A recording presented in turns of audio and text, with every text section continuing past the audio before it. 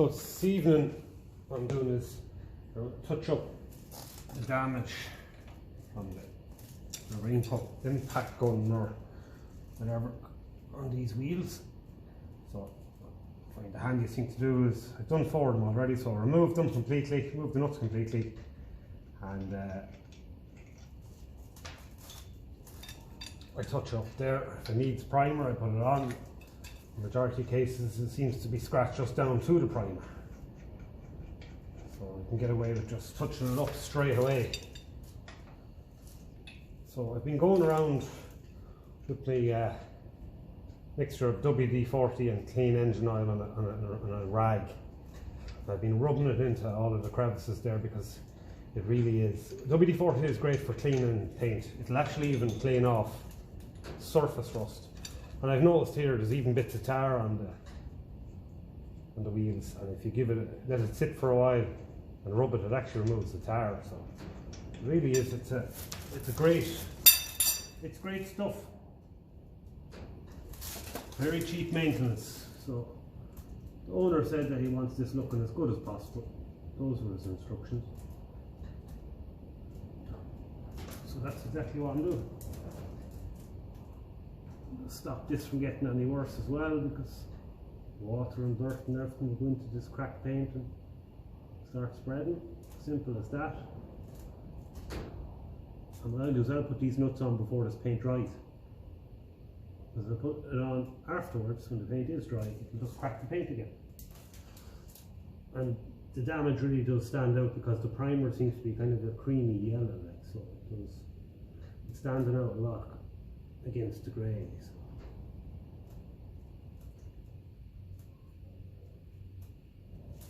We don't want a perfect one. We don't want things like that. This primers. We don't want to be drawing attention to it. That's what we want. By doing this touch up, hopefully it'll just make it less noticeable. And I'm using the sockets on wheel nuts. I just try not to push them right into the wheel, because when you turn them then it can damage the wheel paint. But this is definitely an impact gun that's after doing this, because it's after stripping a big circle of paint, big rim of paint all the way around.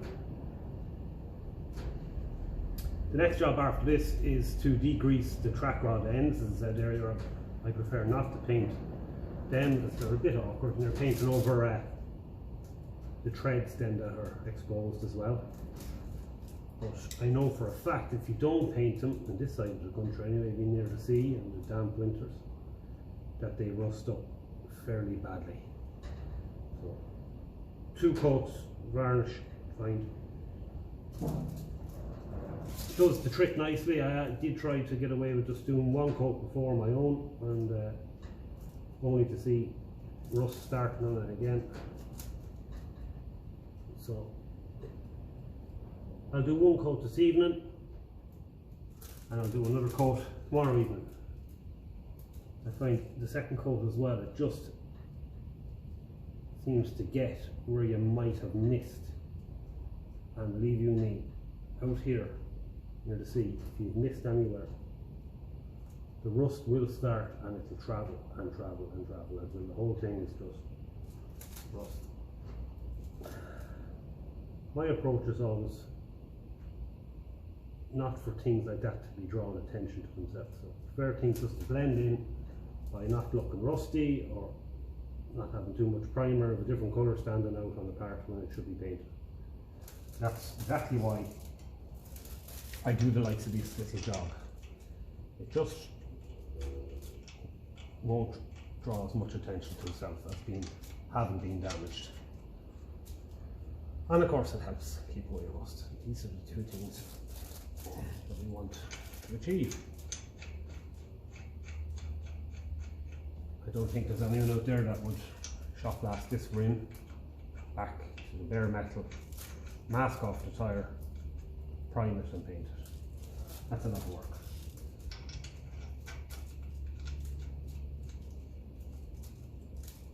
And I far prefer to go around in my kind of oily WD-40 rag, and actually,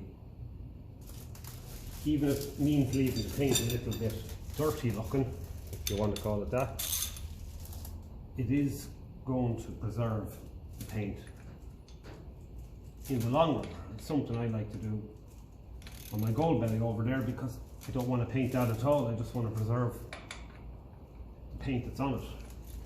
In fact, I don't even have paint for the Jazzy or for the gold paint at all for it. I don't want to buy it.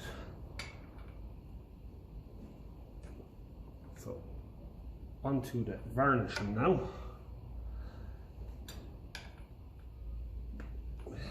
Check all of these.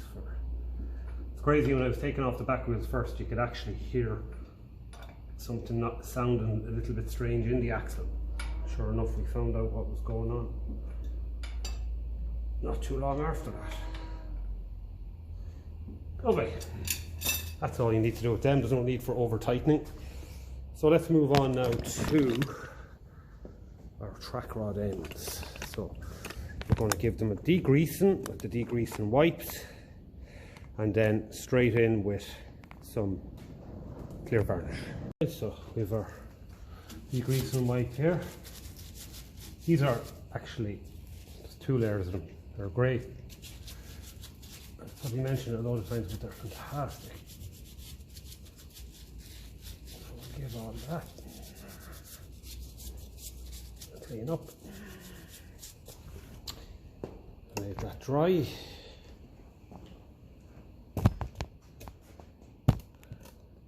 This probably isn't everyone's preference. Some people want to paint these. I just don't like painting them. You need an awful lot of primer, because this is a rough metal and this is shiny and different types of metal. So, and then of course you have the threads and stuff. So I find clear varnish what I like to do myself.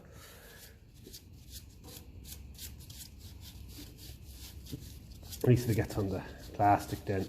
This is kind of a rubbery plastic boot, grease boot. You don't see it as much as you'd see paint. I might straighten it out, give it a tap with a plastic hammer just to get that back, and then we'll give it a. Of course, these are really wet, these wipes, so like you can go then and use them to clean up your castings or anything. Like, they're fantastic for it.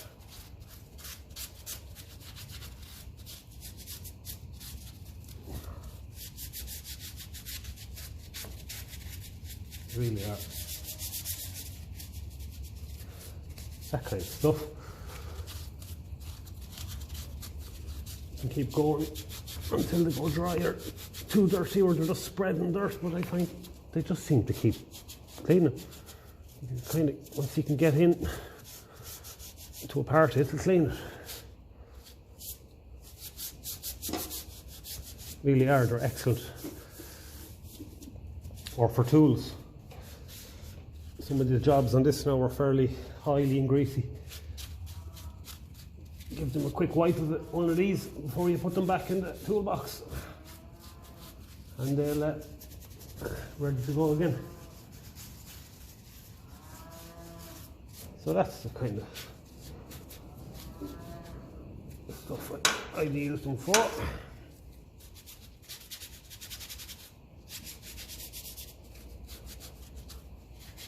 They'd literally spend hours going around cleaning all the corners and nooks and crannies. Anyway, let's get to the varnishing. So, varnish is mixed up. I'll use a small brush. And I'm just going to bring it right down to that grease cap, grease boot.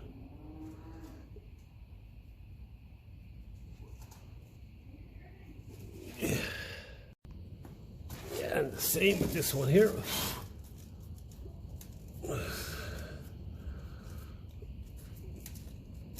Oh, it's only a bit of marker, I think, is it?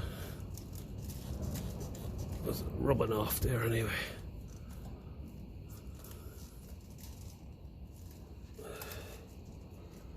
Plenty of varnish right into the rubber. grease boot. Even put some in around there to make sure that bolt doesn't get rusty, just in case the spray paint didn't get to it. That's the beauty of it being clear.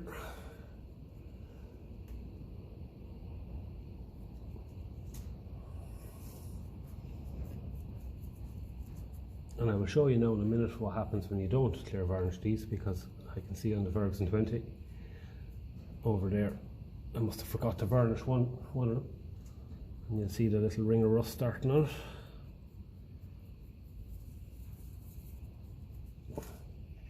So this is just a very, very small detail, but the last thing you want to see is your nice new shiny track rods going rusty and looking like ancient things that need to be replaced when you've only put them on the tractor. And as I've probably said before, the dampness that you get on engines and on things, metal sitting up in the shed of the winter is crazy. So I'll go over and show you what happens when you don't paint them. I'm fairly sure these were only fitted last summer. So, and you can even see there where I didn't spray paint enough. I noticed that the other day. It's all coming up in rust, so that'll need another coat. But anyway, for the sake of a few minutes, that's why we're doing this. So I'm after bringing the tractor for another quick test drive there, just to do a final adjustment on the brakes. And I was keeping an eye on this side. I felt it just needed another little adjustment, so I'm just after nipping it up a little bit there. And I'm happy with it. While I'm at it, I'm just going to check the other side as well. Wheel bearing is what we're doing here. And the reason why I do these twice is after you bring it for a test drive, things bed in fairly quickly, and then all of a sudden you have a little bit of a rock in it, so it's solid there now. So I'm going to tighten that up and jack up the other side and have a quick feel of it. After putting a lock nut on the end of the wing nut there, for the simple reason being that when I took it for a test drive, I came back and I noticed that this wing nut was literally about to fall off. So I obviously didn't have it tightened up and in under the dash. So I just put that on there, and it means that you can still loosen it. And at the same time, if you do forget to put it up under the dash, and if it's hanging down and it wants to start loosening and maybe falling off, well, it's going to get caught on the lock nut. So I did the same on the other side. Just something I'm just trying to prevent losing it. So that's what I'm after doing there. That's after adjusting up lovely. What I've decided to do then afterwards was I actually painted the hubs on both sides in there, just so, because there was a few little chips here and there, and I said, you know what, it's just going to look better.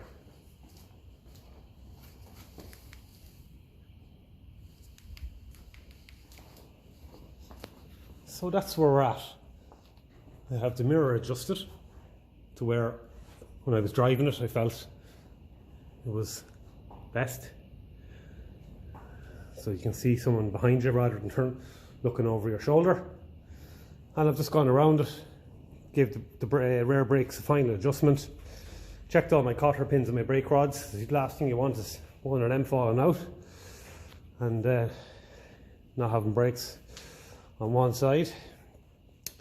And then tomorrow evening I'm just going to give the track rod ends a little bit more varnish, and we'll do a bit more cleaning of the casings and stuff like the back end of the gearbox and all that with the degreaser wipes, and try and get it now that we're finished with the oil and grease, we'll be able to clean things finally. Any of the seals I put in seem to be holding up very well. There's no oil leaking out of the half shaft seals or anything like that. So yeah, I'm happy, or the PTO for that matter.